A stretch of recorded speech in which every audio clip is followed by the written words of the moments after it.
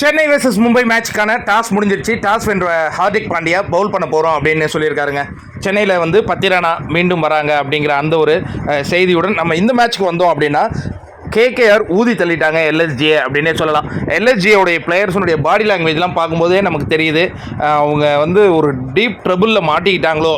ஏன்னா ஜோசப் இவர் வந்து ஆஸ்திரேலியாவுக்கு எதிராக ஒரு வெஸ்ட் இண்டீஸ் பிளேயரு ஆஸ்திரேலியாவுக்கு எதிராக சிங்கிள் ஹேண்டாக வின் பண்ணி கொடுத்தார். அவர் வந்ததுனால ஒரு எதிர்பார்ப்பு இருந்தது. ஆனால் முதல் ஓவர்லேயே ஒரு 15 ரன் போகிற மாதிரி நடந்தது. இன்னொன்று என்னென்னா அவருடைய பந்து வீச்சில் 3 கேட்ச் விடுறாங்கங்க. அவருடைய பந்து வீச்சில் மட்டுமே 3 கேட்ச் மிஸ் ஆகும்போது நீங்கள் எப்படி அந்த டீம் வந்து கம்பேக் கொடுக்க முடியும்?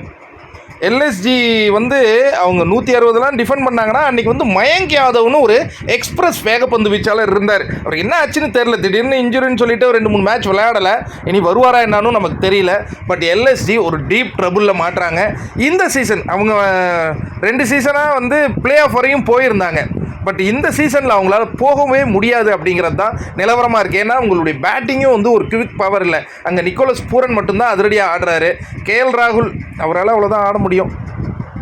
ஸ்டாய்னஸ்லாம் ஏமாத்துறாரு, குவிண்டன் டிகாக்லாம் ஏமாத்துறாரு. அப்படி இருக்கும்போது அந்த டீம் வந்து ஒரு ஸ்ட்ரகிளில் மாட்டிக்கிச்சு. அப்படியே அவங்க 200 ரன் அடித்தா கூட திருப்பி அடிச்சிடுவாங்க போல இருக்குங்க. வலுவான பந்து வீச்சு இல்லைங்க. எல்எஸ்சியை பொறுத்த வரையும் வலுவான பந்து வீச்சு இல்லை. இன்றைக்கி வந்து ஃபிலிப் சால்ட் ஒரு இங்கிலாந்து பிளேயரு, குர்பாஸ் இல்லாமல் சால்ட்டை தான் ஆடுறாங்க. குர்பாஸ் வந்து ஆப்கான் பிளேயர், அவர் நல்லா ஆடக்கூடியவர் தான். ஆனால் என்னென்னா ஃபிலிப் சால்ட்லாம் வந்து அடுத்த ரவுண்டில் அவங்களாம் வந்து இங்கிலாந்து போயிடுவாங்க, இங்கிலாந்து பிளேயர்லாம் இருக்க மாட்டாங்க அப்படிங்கிற அந்த தகவலும் கிடச்சிக்கிட்டு இருக்குது. இப்போ இருக்கிற வரைக்கும் ஒரு 2 கேம் நல்லா ஆடி கொடுத்துட்டாரு. 2 கேம் அவங்களுக்கு வெற்றி. பார்ப்போம். கேகேஆரை பொறுத்த வரைக்கும் அவங்க ஒரு பேலன்ஸ் டீமாக இப்போ இந்த டைமில் உருவாகிருக்காங்க. அதுக்கு காரணம் கௌதம் கம்பீரனுடைய அவர் வந்து ஒரு மென்டாரிங்காக ஒரு நல்லா பண்ணுறாருன்னு நான் நினைக்கிறேன். ஏன்னா லாஸ்ட் டைம் இதே பிளேயர்ஸ் தான் அவங்களால பெருசாக சாதிக்க முடியல. ஆனால் சால்ட்லாம் இல்லை, சால்ட் வந்து டெல்லிக்கு ஆடிட்டு இருந்தார். இந்த முறை தான் அது ட்ரேடிங்கில் மாற்றினாங்க.